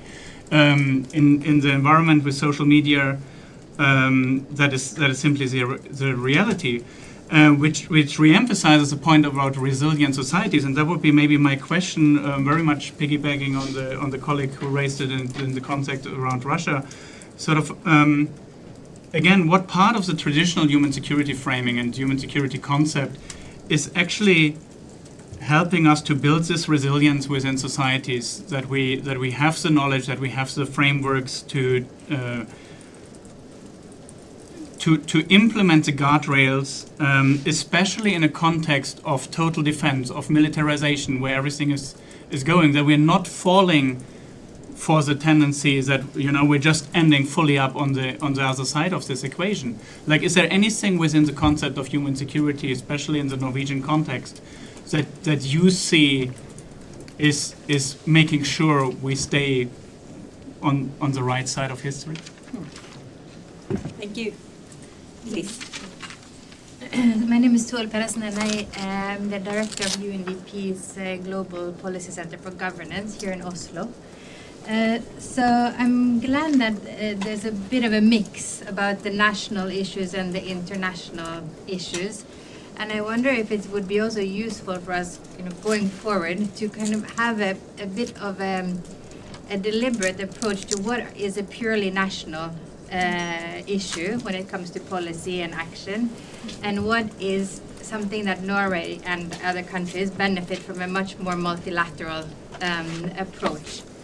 Because we do know, and a lot of the examples here also talk to the fact that, you know, Norway as human security is very much dependent on other countries' level of human security, and it gets a bit mixed up in the security discussions, in the development policy discussions, because we have a short-term and a long-term security investments, which on the long term, we know that investing in governance institutions in other countries really takes down some of the systemic risk also for Norway.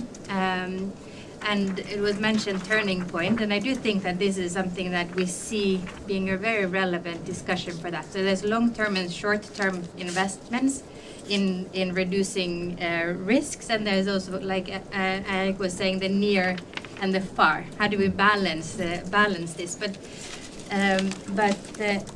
I think Norway is particularly well placed to contribute to that iterative process between the national policy discussions and the policy discussions at the international level, because we benefit from learning from other countries, that was mentioned, but also we have a trust capital that is kind of a laboratory for a lot of the processes in the UN. Also, how do we build trust and maintain trust? So there's that one thing, how do we contribute to that iterative process? How do we balance the security and the development risk, but also as Norway, balancing the engagement with the multilateral normative processes, which is political purely, with the translation into what we're investing in through the official development aid budget. Those are not, as per now, always linked up. So you might have priorities politically, but that might not be connected to what we're investing in. So that's also another dimension. But I think so national, multilateral, but also across from the different policy interventions on the national side could benefit. Good point. Ellen. Yeah, my name is Ellen Stensrud. I'm a researcher at the Norwegian Holocaust Center. I want to follow up on what SIPRI said about unpacking these concepts. And I think it's really, we have quite a far way to go, I think, in terms of what are we defending and against whom. I think it's, we don't really know. And so a concept like resilience or cohesion, these concepts are kind of empty. They don't really mean anything unless we fill them with something. There's no sort of political ideology or anything linked to them. So you said SIPRI from South Africa. I guess, for instance, the apartheid regime was a regime that wasn't sort of worth defending, but it had resilience for many years until it hadn't, and maybe that was a good thing. So I think we really need to understand that we have to move to a point where we fill our discussion with political content. And then I think there's not it's going to be this like broad agreement across the floor anymore. And Cedric, you moved sort of towards it by talking about sort of the Scandinavian or the Nordic values in terms of equality, diversity, tolerance, solidarity. Well, maybe all of us in this room agree on those values, but I don't think everyone in Norway agrees on that those are the quintessential Norwegian values. I don't think you would find agreement across the political board. And I think in terms of specific measures to address, for instance, trust in our electoral system or distrust in the electoral system, I think the issue of money in election campaigns, it was already a big thing in the previous parliamentary elections, and it's going to be huge in the next election. And I think time is now to address that, because otherwise it's going to be too late, and the next elections will be bought, and then trust will gradually be gone. But if you go into and discuss this with political or sort of in the domain of party politics, not everyone is going to agree on the specific measures. And so we have to talk about this in more specific political terms, I think. And another one that you also pointed to was, and many pointed to in the youth part of this discussion, was the role of social media and algorithm-driven social media. And personally, I would love to see more restrictions on that, but there's not going to be complete consensus on that either. And a final specific measure would be to continue and to strengthen public support for sort of mainstream media, so that we have a public conversation in this country that has some sort of common domain, or that is built on some kind of common trust. But that's a financial or budgetary issue, and there's not going to be broad or complete agreement on that. So I think we just have to sort of move away from this broad agreement and discuss more the specifics, and then it's going to be a lot more difficult, I think. Yeah, good point. Thanks. Please. Maybe I was just going to sort of flag a few things. tell me who you are. Sorry, I'm Mernaz. I'm Chief of Human Security Unit at the UN and the UN Trust Fund for Human Security. We've done human security in many countries for over 20 years. And I think that, when I listen, for example, to the idea of total defense, I think sometimes governments is easy to come up with an idea that sounds like it's very protective because it sounds so, reinforcing, total defense. So don't worry about it. But I think when you look at security, actually, what was extremely important is to break it down into what are, I think, as it was mentioned by some, are the threat that are coming. So security is also not one thing. There is biosecurity, there is territorial security, there is health security, there is environmental security, and different clusters of knowledge and experience should be around these things. And then on top of that, I think that, again, security is not some sort of an abstract which is only for technical experts to sit around and come up with models, but it is how does it actually mean in the reality of people's lived experiences. And I think that that is where the questions of societal resilience, social cohesion, and the context of it. And again, there is a whole history. I mean, you have anthropologists, I don't know, many different people, and also different institutions that become important, you know, youth associations, churches, I don't know, different kinds of things. I always say sometimes you find mayors are actually very good at addressing things better than sometimes at the national level. So it's also different levels of governance. And I think that, you know, the question of security, as I said, it can be brought down into very simplistic terms. But again, just because it's something that has layers doesn't necessarily mean that it's also not achievable. I think, as it was mentioned by Jaika, I mean, there is ways of breaking it down. First and foremost is to identify what is the security threat.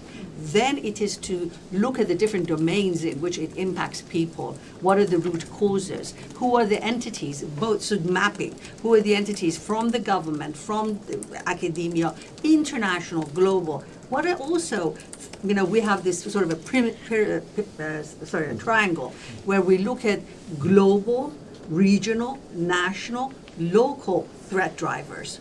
So again, the global threat is something that you're not going to be addressing it in, you know, Oslo. It requires a multilateral type of thing that has to be linked with the national and whatever. But also the local may not necessarily include beyond maybe, you know, if it's just local, it will have to be dealt at the local level. So I think it's also these levels of understanding what does it really mean when we talk about security. So I'll just stop there from our experience.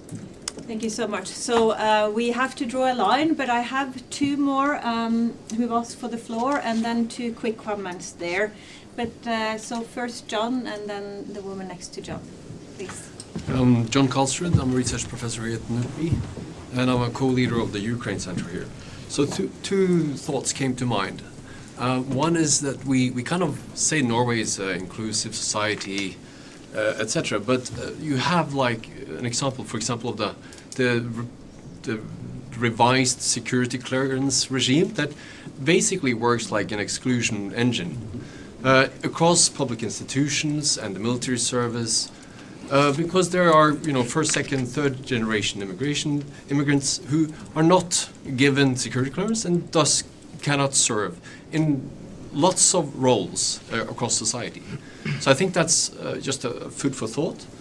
And then on maybe a question to Odd on, you said when we plan for how public institutions can protect our civilians. But really, the lessons from Ukraine is that its civilian organizations, volunteer organizations, are critical to the effort, and we have to plan with these as critical parts of how to withstand. And I think the external pressure, threats, etc.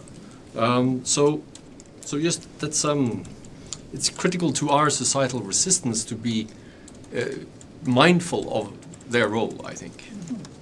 Yeah, thanks. Yes, please. Hi, everyone. My name is Gunvor Knut. I'm the Advocacy and Comms Director at Save the Children Norway. And thank you so much for a very rich discussion. There's so many points I want to pick up on, but I'll just focus in on maybe building on the One campaign and the point on the increasing investment in defense and military spending, and the lack of investment in conflict prevention and peace building. We see an alarming trend here, and the gap is really widening. And it's a puzzle to me, because we have, when there was an increase in risks of conflict, and we got a long-term plan for defense in place. And there was a broad political agreement that we really need this long-term plan for defense. But no one is talking about a long-term plan for peace. We are not planning for how do we want a more peaceful world. And that's a very simple point from my side, that we need to talk about what is our master plan now going forward. How can Norway really contribute? As we like to see us as a country of peace, but how do we really plan to contribute to a world that is more peaceful? How can we invest more in conflict prevention, peacekeeping and peace building? How can we invest more in peace research? And how can we invest in programs we know create more peaceful societies at all these different levels? And I really want to see politicians in Norway and also in other countries to talk more about what is that plan. We're planning for war, but we are not planning for peace. And last point, on child and youth participation. When we talk to children across the world about what's most important to them, what do they want, what do they need, and they have two answers. The first one is they want peace, and the second one is education. And if we really want to listen to them and hear their voices, I think we really owe it to them to really invest more time in talking about how we create more peaceful societies. Thanks. Thank you so much. There were two comments, but you need to be very quick if I can ask you to come in. So please first. Okay, my name is Teresa Esbeck-Cordo. I'm a research director at the Work Research Institute at Oslo, and I would just like to follow up some of your thoughts here around the emptiness regarding these concepts. I think part of the question which we have not really spoken here about is we need the repoliticization, because today all these kind of security concepts are translated largely through techno-bureaucratic measures, administrative bureaucratic approaches.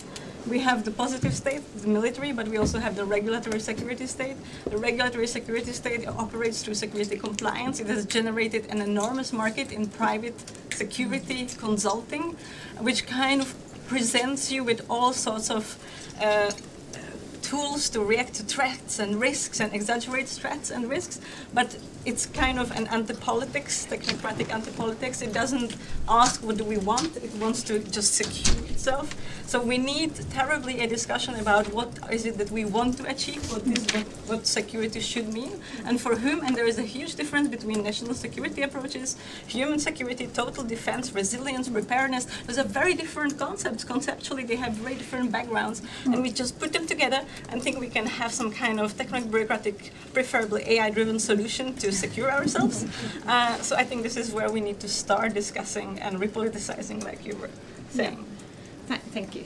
Do you have a very brief comment? Well, first of all, I just want to say the children representative that if we want peace, we need to train for peace. So invest in that. And I wanted to add to the comment that we need to invest in research to sort of break down and find indicators for social cohesion. And so this is a research job to be done. But as a grassroots worker and practitioner, I would also encourage that there are some really practical measures that we could easily start, which for example, include social dialogue as a part of the total defense plan, which we know will create ownership and legitimacy of the total defense plan, and also establish more regular meeting places for dialogue between civil and military security, which today I think is an excellent example of. So thank you so much for that. Thank you so much, and thanks to all of you for very good intervention. So you have now 2 minutes each. Yeah, please. I will make 3 short comments, and I will start with Cecilia's excellent reflection on how a resilient population is deterrence. I totally agree, and I don't have the answers on how we make a resilient population, but I do believe conscript service is one important thing we already do, that we should continue doing. And next to Julius' great reflection on how to reduce tensions towards Russia, I wish I had the answer to that. I don't have the answers, and I don't think we are sure about what to do, but because if we had the solution, we would have done it.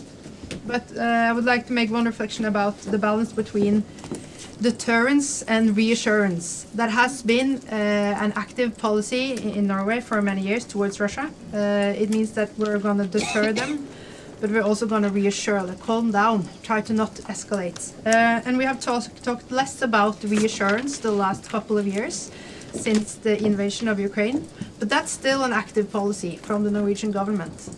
We still have some self-made restrictions, for example, on where we sail our naval vessels and where we fly our military airplanes, that we don't try to provoke Russia more than necessary.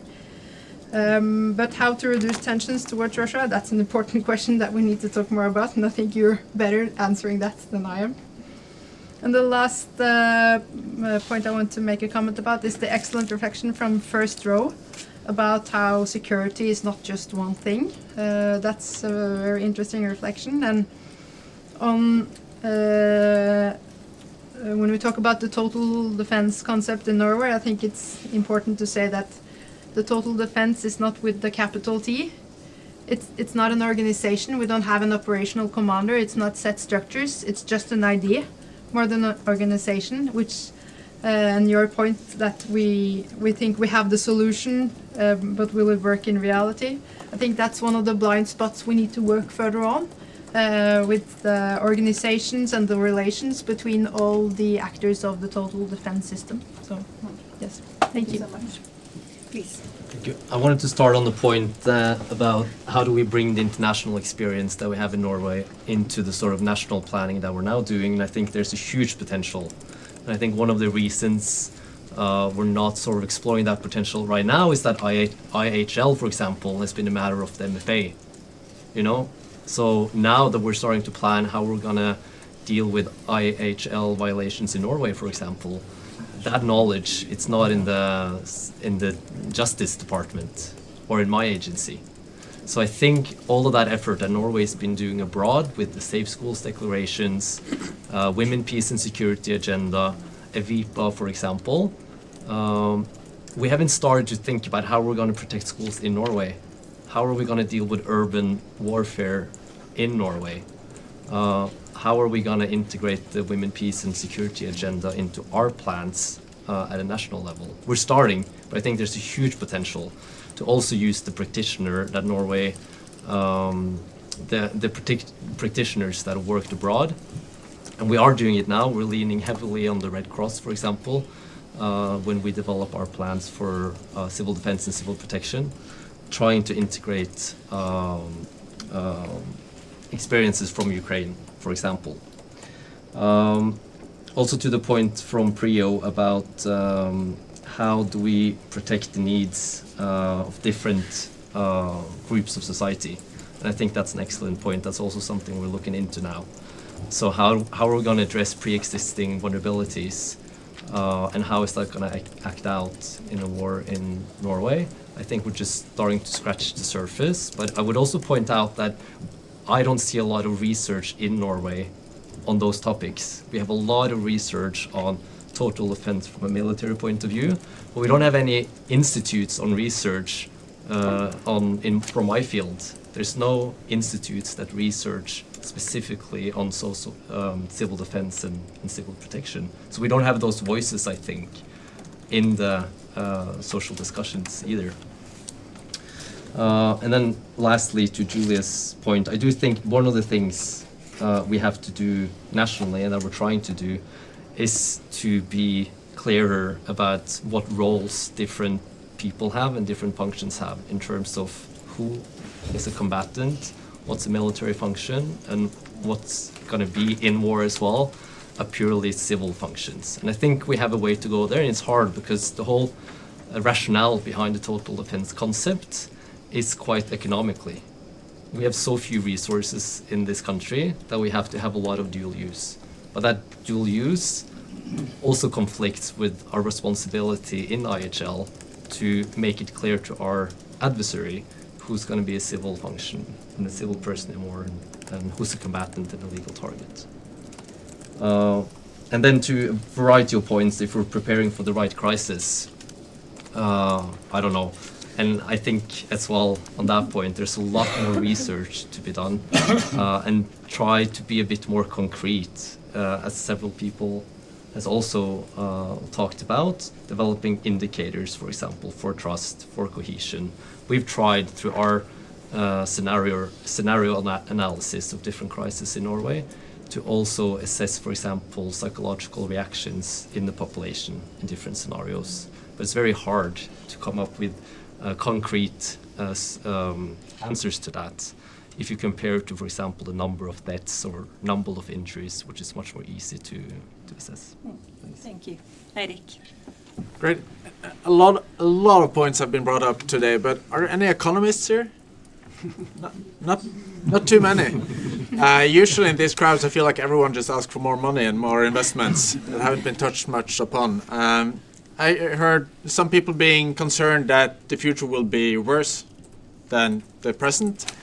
Historically, the future is getting better. I'm still optimistic. And if not, if we really think it's going to get worse, that also changes the economics of how we think about preparedness and defense. We currently use discount rates, positive discount rates in all planning and cost-benefit analysis. If we think future is going to be worse, we should spend even more today because the future will be poor compared to today. Currently, we tend to postpone problems into the future because the future is going to be better off, have more money, better technology, cheaper solutions, cheaper medicines, etc. So I think that's a neglected topic. If we think that changed, let's invest more today. This also goes for thinking about risks and national versus international spending. So Cecilia brought up resilient populations. As the chief medical officer in the Norwegian Armed Forces has said, we need a resilient Norwegian population also to have resilience in war. We need to have vaccines. We need to have good health. Are we investing in this as part of what budget? The health budget? Should it be part of defense budget? Maria brought up international health security as well, and Toril Leven brought up national versus international investments. Norway currently only invests in global health as part of the development aid budget. In times of development being cut, we're not going to be able to spend more on international health security. But as also the Chief of Defense says, international health security is part of our resilience. In the US, they think differently about it. In the US, their armed forces are investing in health security abroad as part of defense spending. They're investing in better biosafety in laboratories in low and middle income countries, because you don't want to have a leakage of dangerous pathogens in another country, because eventually it's going to hurt the American economy, but also resilience. Recently, a G20 group on health security and pandemic prevention recommended that every rich country should spend 1% of their defense budget on biosecurity. In Norway, that would be about 1 billion kroner. We're nowhere near spending at that level today. So I think we need to think differently about what sectors are investing in what threats. That's also part of total defense. And stop thinking as much about silos. Everything outside of Norway is development aid. And as you see in the debate today, they're not going to get more money soon, unfortunately. I think defense should also enter this area. And I think that will be part of Project Turning Point, the new development strategy from the Ministry of Foreign Affairs. I really do hope that they start maybe splitting up development into what's traditional aid spending, helping the global poor, and global public goods, things we care about as well. Like supporting WHO shouldn't be taken from the poorest people in the world, as they're also coordinating health efforts for all of us. Thank you. Cedric, please. Thank you so much. For me, a key word I'll take away from today's discussion is respectful disagreement. You know, this kind of democratic literacy that we can encourage, especially among youth, but throughout our society, because I think the more we learn to be respectfully disagree, the more we can counter tolerant intolerance or making total defense something which prepare everybody into an us and them type of perspective. All of these dangers, I would say, or dark sides of potential securitization can really be partly addressed by a very self-critical and respectful disagreement type of culture in our society. And in that context, I also would encourage that we really take our total defense and related approaches as something that we need to iteratively learn from experience as we go along. Not be stuck in our assumptions, but really learn from experience. And that means it needs to be a really participatory process. People unleash the creativity of people participating and shaping the process as we go along, as opposed to some of us think we are experts dictating what it should be to others. Thank you. Thank you so much, Cedric. And I think that keyword, respectful disagreement, is a good one. I also think unpacking, the concepts that we are using is important. And what I also take from listening to you, defining them and also contextualizing them. Because, of course, it differs how you understand them depending on where you are. And finally, we need more time to discuss these topics because now it was a bit all over the place. But I think it was a good start, and I think it was particularly valuable that you come from so many different places. So let us think of this as the beginning of a conversation rather than just a conversation.